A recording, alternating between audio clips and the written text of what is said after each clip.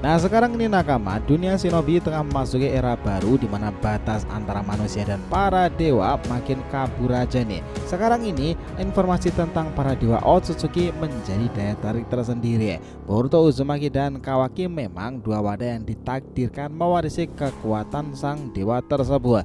Kini menyadari bahwa sel Shibai, DNA dari dewa yang telah mencapai tingkat tertinggi itu adalah sesuatu yang nyata, telah lama bersemayam dalam tubuh mereka loh.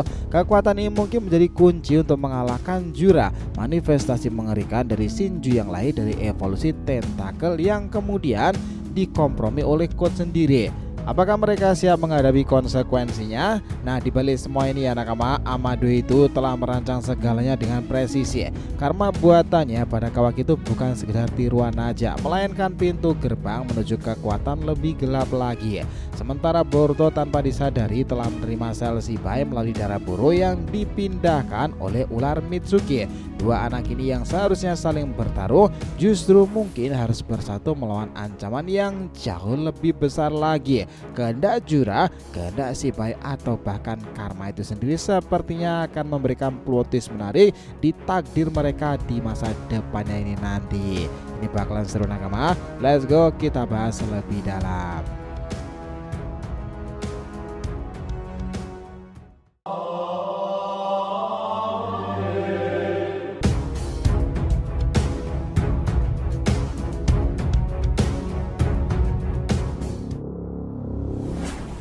Oh ya, biar terus bisa berinteraksi dengan kalian, subscribe dan bantu ramen video ini ya nakama. Selain DRT Media Team untuk solo leveling dan Boruto 2 Blue Vortex maupun manga lain, jangan lupa subscribe 3 channel kita yang lainnya ya. Joy Boy The Library of Nika untuk One Piece, Saga Boruto 2 Blue Vortex untuk tema fanfiction nih. Sementara saya Desi nanti kita akan review versi bahasa Inggris, anime, manga dan juga manhwa lainnya. Jadi kita tunggu kalian juga muncul di sana pula ya. Let's go, kita mulai masuk ke pembahasannya. Nah sekarang ini nakama, Boruto dan Kawaki itu secara diam-diam telah diperkuat oleh sel Shibai ya. Ini bisa menjadi kunci utama mereka untuk mengalahkan Juragan. Kita mungkin akan segera menyaksikan kebangkitan Shinju yang lebih kuat lagi, seperti Jogan dari pihak Boruto yang merupakan notabene kekuatan seni ilahi pula. Semua ini terasa masuk akal ya. Dulu saat pertarungan lawan Boro, Mitsuki itu menggunakan ular miliknya untuk meningkatkan kemampuan tim 7 dengan antibodi yang dibuat dari darah Boro Kara itu kan. Nah kemudian terungkapkan dalam cerita bahwa sel cyborg dari klan Otsutsuki dimodifikasi dengan sel Shibai atau Otsutsuki lainnya. Namun hanya sedikit yang berhasil membangkitkan Shinju mereka pula. Ini berarti nakama, karena Mitsuki menggunakan ular untuk ngebuat antibodi dari darah Boro, ada kemungkinan sel-sel suci itu ikut berpindah ke anggota tim lainnya. Mungkin ini alasan sebenarnya kenapa Orihime milik Sarada itu adalah kekuatan manga terkuat saat ini ya dari Mangekyo Sharingan-nya.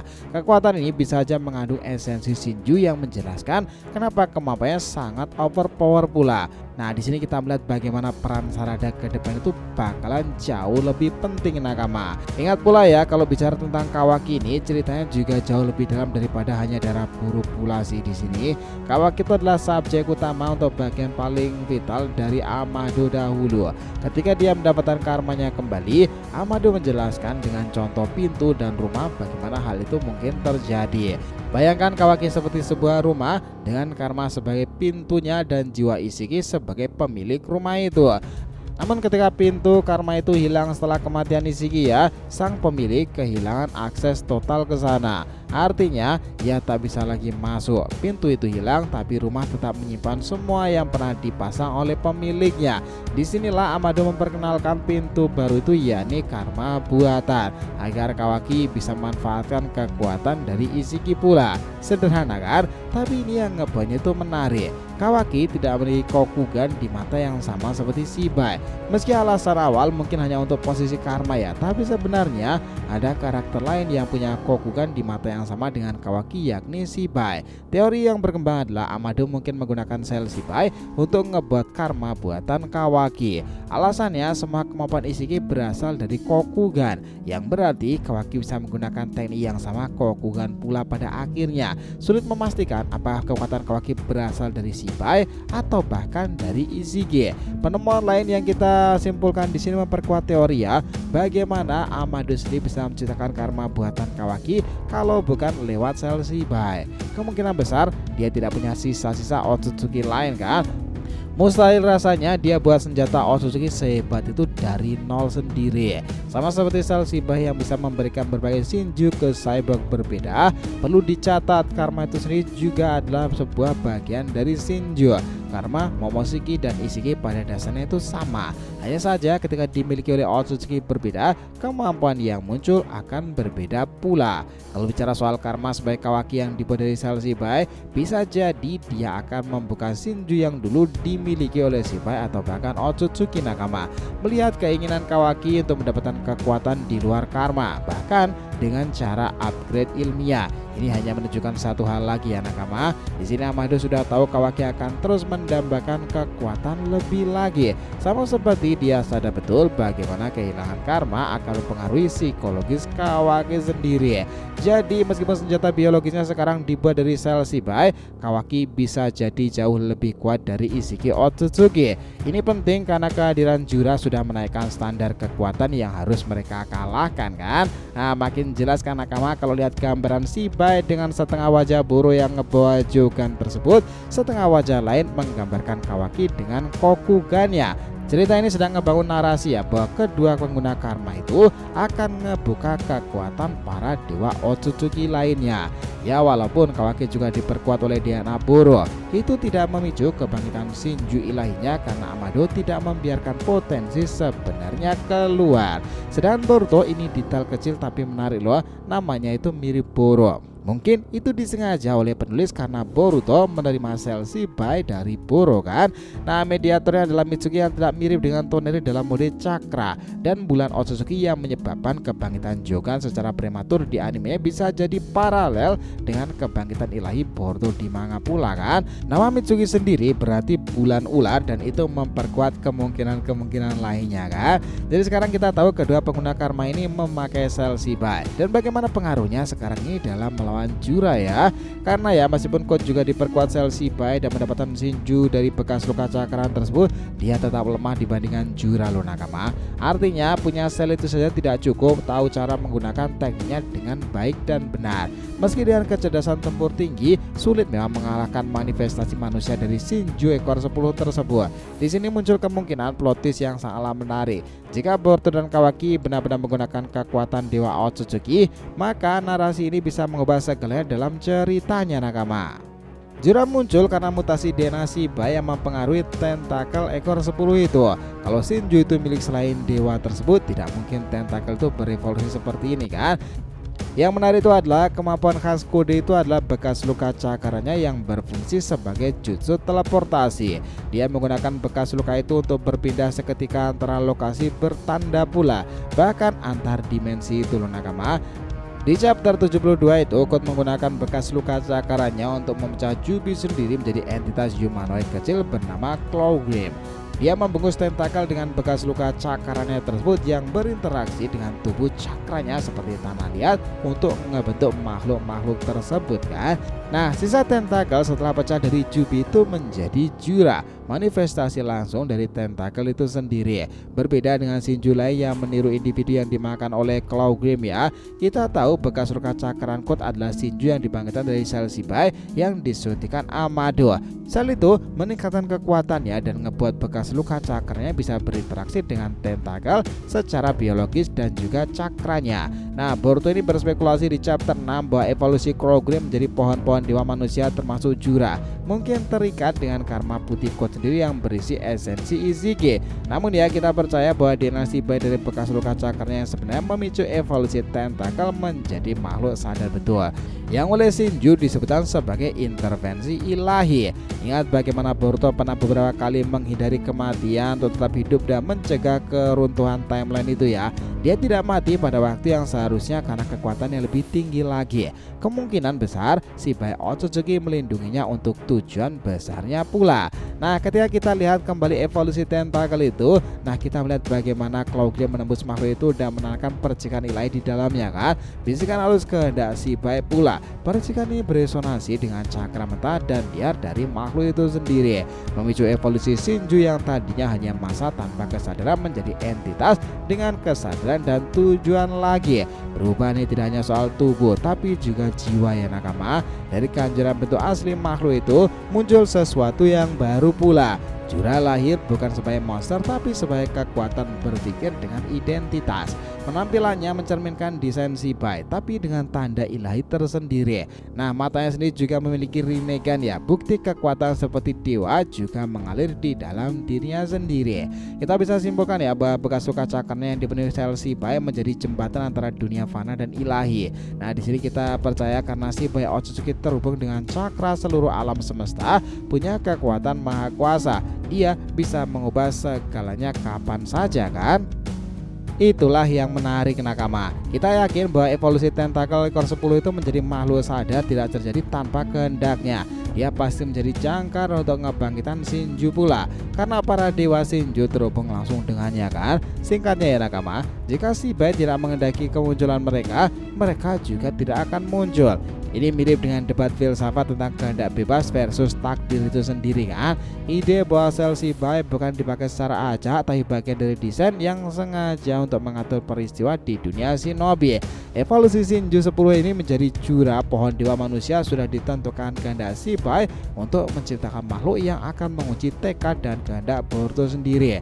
Ada pula narasi lain yang menganggap Shinju hanyalah batu loncatan dalam cerita yang lebih besar lagi nakama.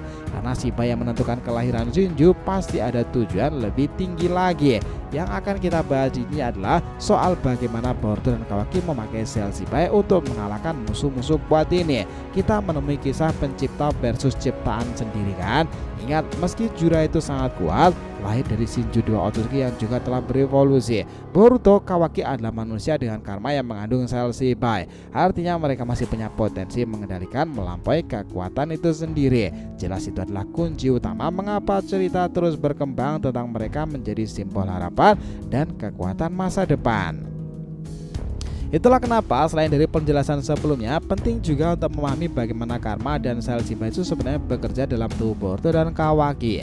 Karma ini semacam stempel kekuatan Otsutsuki yang bisa diwariskan ya. Tapi karena setiap Otsutsuki punya kemampuan uniknya masing-masing, karma yang sama bisa memberikan efek berbeda tergantung siapa pemiliknya.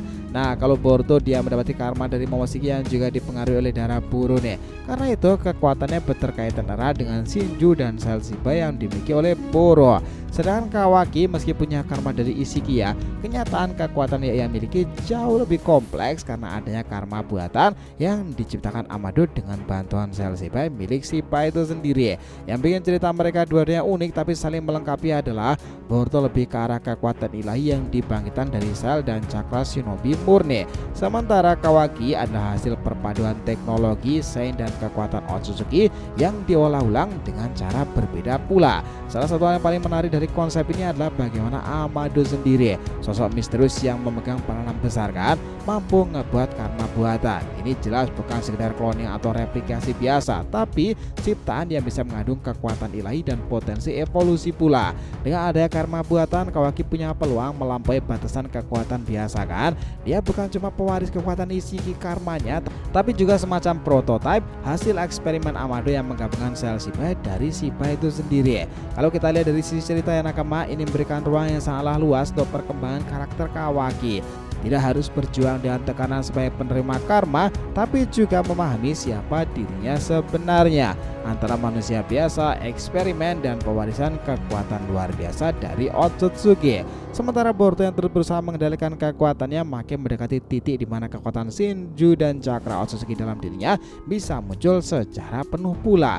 Karena itu ada Mitsuki yang berperan sebagai penghubung cakra ular dan bulan itu sendiri.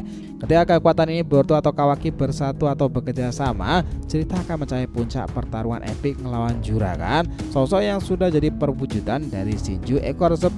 Karena Jura bukan hanya monster kuat biasa, dia sudah menjadi manifestasi ilahi dengan kesadaran dan niatnya sendiri.